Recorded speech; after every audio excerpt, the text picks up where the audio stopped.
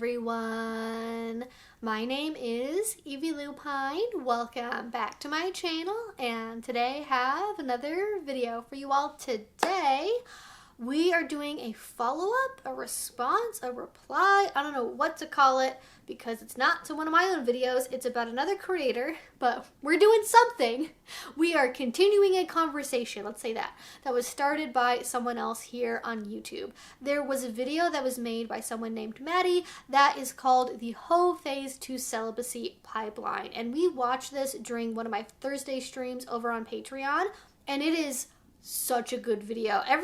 Everything in it, like every 5 seconds, I feel like I was going, yes, that, and this, and also this, and like, oh my gosh, it was such a thinker of a video. Please go watch it. It is worth every bit of those 19 minutes if you have the time for it. And I want to continue on this conversation because while I was watching it, I was thinking and reflecting on my own experience and my own perspective on casual sex. And I want to share what that was. I want to share how we can make casual sex work for more people, because I think the way it's currently actually done does not work for as many people as the label says that it should.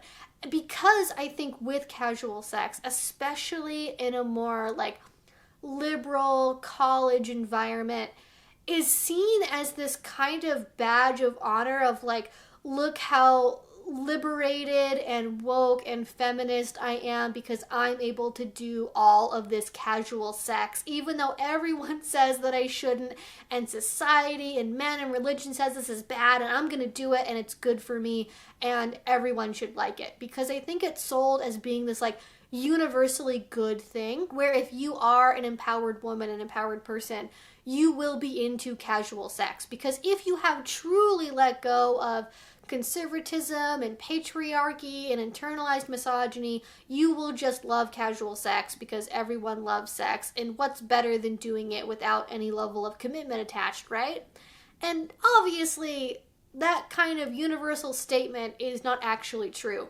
Not everyone is going to enjoy casual sex, but especially if you are part of more like left-leaning liberal spaces, there are a lot of people who talk about casual sex and talk about having a lot of partners as a point of pride. Like, oh my gosh, I don't even know what my body count is because I've been with so many people. Like, that kind of rhetoric is fairly common. And I'm not saying, and I will not say at any point in this video, that casual sex is always bad. But using it as this universal, everyone who's like me has to be this way and do this exact thing, like, that's not good, obviously.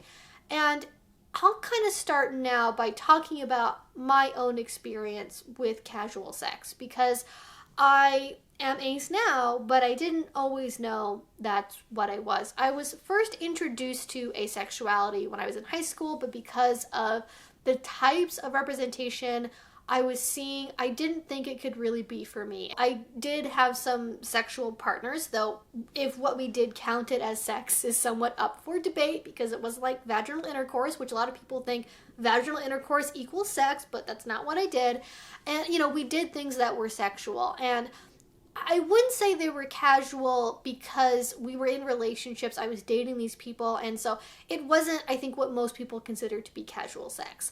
However, when I got to college and I was really working on deconstructing what I grew up with, the values I had, I didn't really know like anything about sex. I was one of those people where when I went to high school, the way that they taught about sex was very much like, if you get pregnant, you're gonna die. Look at these terrible pictures of STIs for 2 hours for like every day for a week, and then that's sex ed.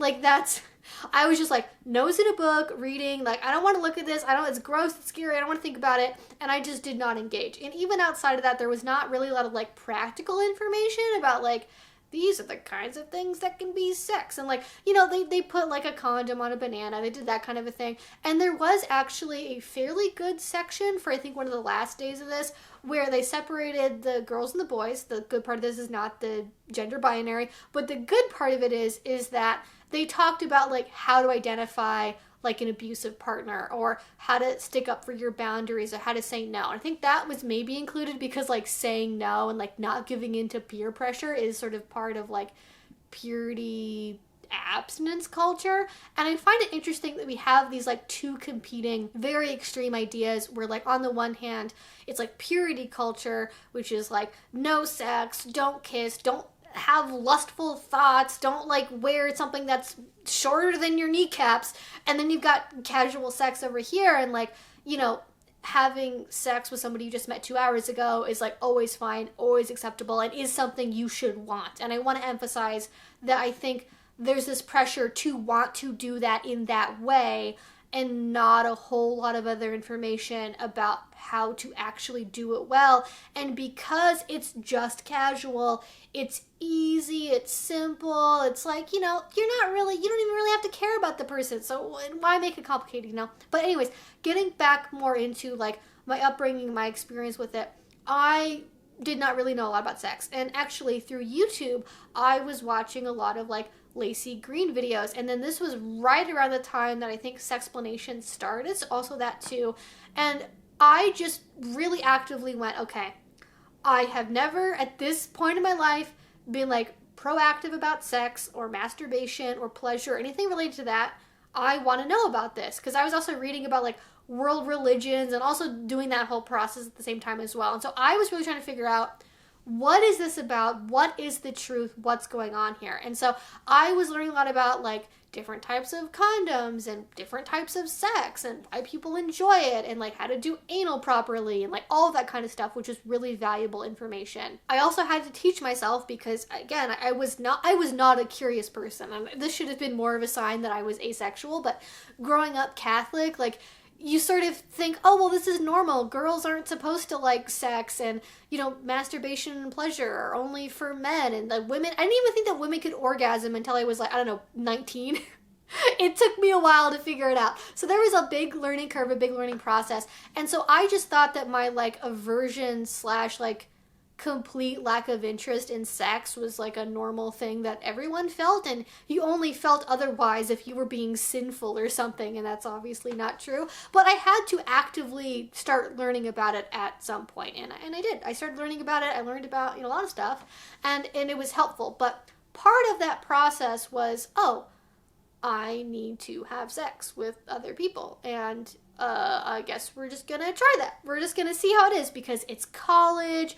You're supposed to have all these adventures. You're supposed to have all these wild times and party. And I went to a school that was not a party school. I picked a school on purpose that was not known for its partying and drinking. I think that was ultimately a really good choice for me. But there still were parties. Like, you're not gonna have several thousand barely adults in close proximity for 4 years and never have anyone hold a party. It's gonna happen. So there were house parties that I would go to, and I would try to like navigate them as a way to like find people to do things with. And like, there were people I had like romantic crushes on. There were people I met in my classes that I liked and wanted to do things with. And, you know, when those people that I was romantically into said they wanted to have sex with me, at that time, I did not realize that that meant necessarily only having sex and not any other kind of feelings. And I quickly learned in this experimentation that like I could try to have sex with people. I could try to do that, and it just didn't work for me. I did not get the kind of pleasure and experience out of it that everything was telling me that I should have gotten out of it. And especially with parties, I just remember feeling so alienated and so weird with like these people were doing these things, listening to this music and doing this stuff that just did not resonate with me, that did not seem like something I wanted to be into. It very much felt like I was simply going through the motions because that was what I had to do. And then I joined the BDSM community. I made a FetLife account, I found a local dungeon, I started going to events. And I cannot remember where this started happening, if it was FetLife or like one of those like, you guys were in college in like 2015, you guys probably had this too, but like a private Facebook like confessions group where you could like ask for things and people would respond. You could connect with other college students that way. And I think it was either through that or through FetLife. But I started meeting men primarily that said that they were dominant and they wanted to be my dom, they wanted to do BDSM with me, and I thought, okay, great, that's awesome. And I, like a complete fucking idiot, This is why I have a YouTube channel now. I, like a complete idiot, was just like, oh yeah, totally. Like, I'm so excited. Let's go on a date. Let's do this, that, and the other. And I quickly found out through that process that what they were only after was sex. But because my experience of BDSM had not yet been broad enough, I did not realize that BDSM and sex could be different things. I thought all doms would want you to have anal sex after the first date, but the first date was really just like a prelude to having sex and then never talking to you again. Or that everyone wanted to have their dick sucked in a parking lot or while they were driving a car. I thought that was like totally normal and people just did that.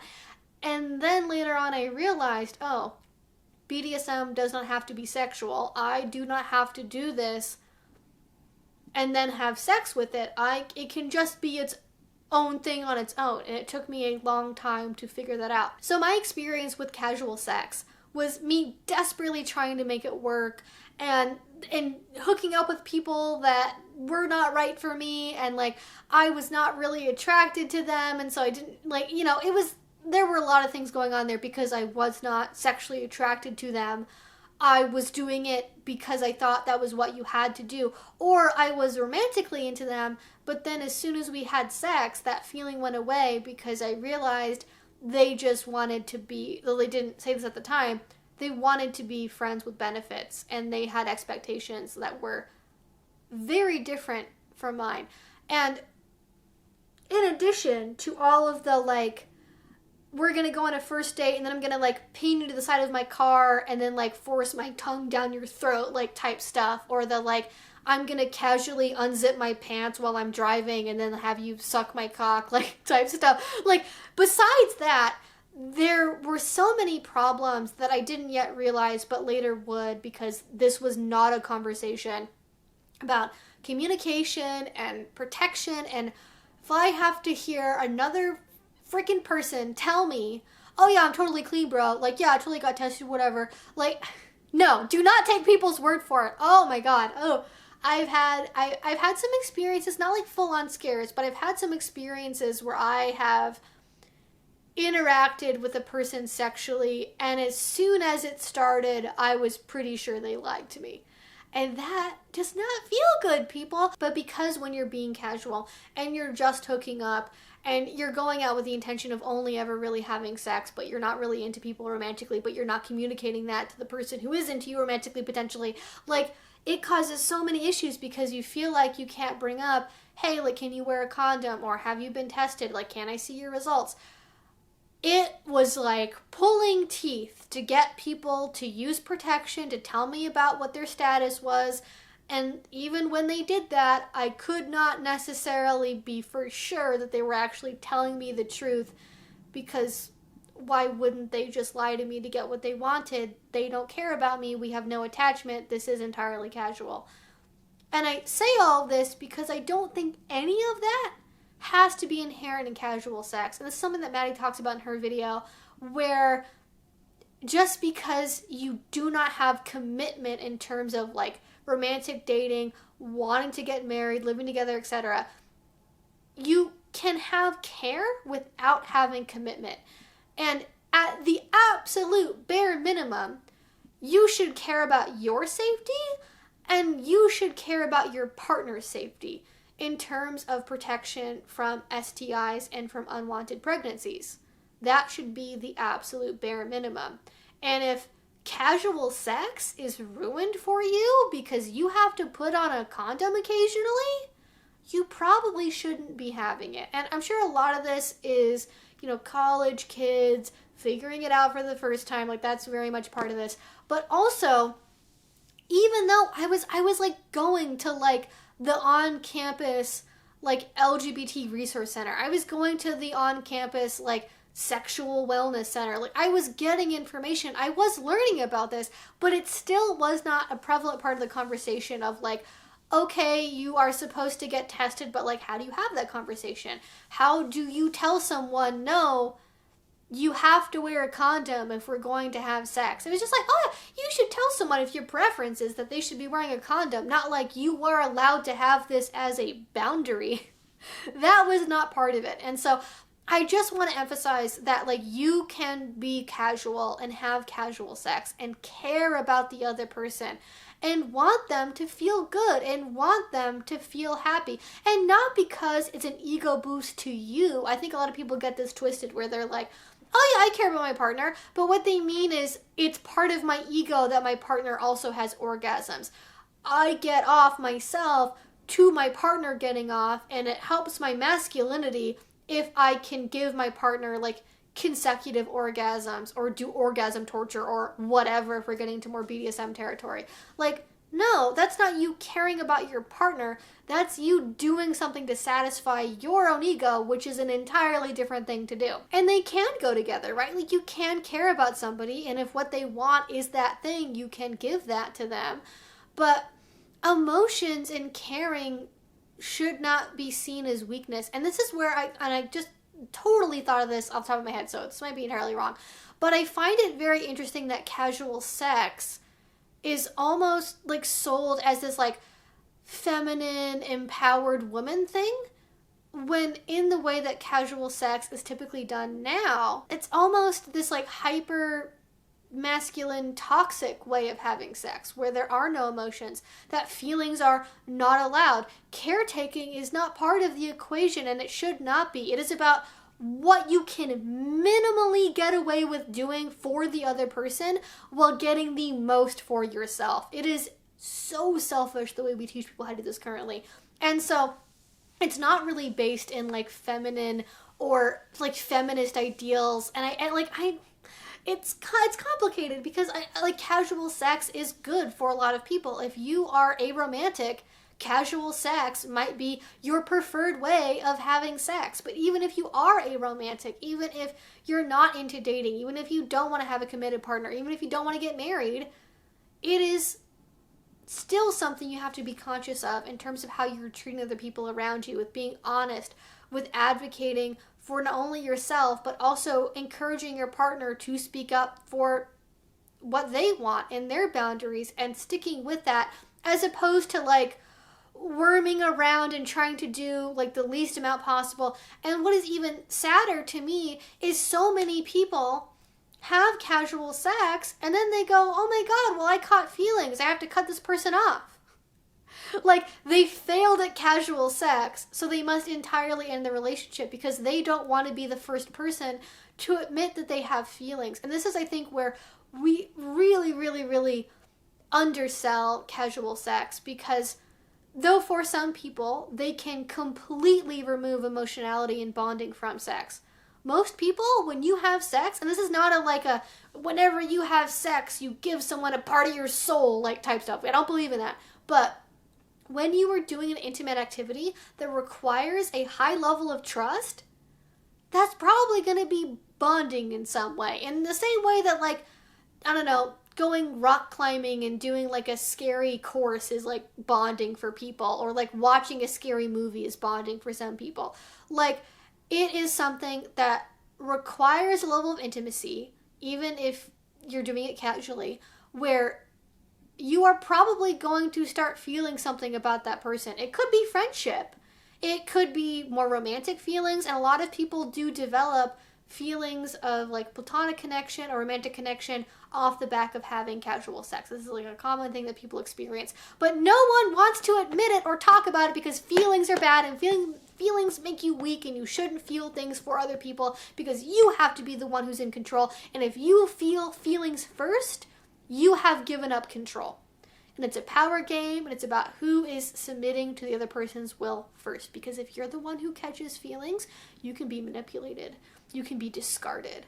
And if you are the one who doesn't have feelings, you can be the one who does the dismissing, the ghosting, the discarding. And that shouldn't be how we treat other people. It should not be this race to the bottom of who can feel the least things for the most number of people. Care about your partners. Talk to them. You should want to be with them and care about them at least a little bit. And don't forget the part of friends with benefits where you're friends and you care about them and you want what is good for them. You might not be able to be around them for longer than 2 hours. You shouldn't completely dismiss their humanity and their autonomy just to be able to get yourself off. And I think what we could do to make casual sex better for other people in the future is like, one, actually prepare them for the emotions that can go with casual sex. Because right now, we're telling people feelings don't happen, they shouldn't happen. If they do, you were doing this wrong. No, feelings are probably going to happen to some extent. So prepare people for feeling feelings and navigating ahead of time what they want to do with that, right? Like if you are not prepared emotionally, if you don't have the spoons because you're dealing with like your own stuff or mental health things, if you are not prepared for a romantic relationship or something deeper at that time, they should know that for themselves, and their partner should also know that. Like, hey, there are people who treat casual sex as a gateway into a relationship and sort of like sneak around the back door into like, hey, like we're having sex, but now I want to date you. Now we have to be exclusive. Like that also happens. And you need to be clear, hey, like I might catch feelings, but I'm not available for a romantic relationship. So if that happens, we either need to stop seeing each other or the way that we see each other is going to be more limited. So feelings first. I think two is like really emphasizing communication and like safety and boundaries. Like not just being like, oh yeah, it's casual, who cares, what could go wrong, it's only casual. Like no, casual sex does have risk associated with it. It is not just an easy free-for-all. You should be, especially if you're having casual sex, you should be getting tested regularly. You should be asking to see other people's results.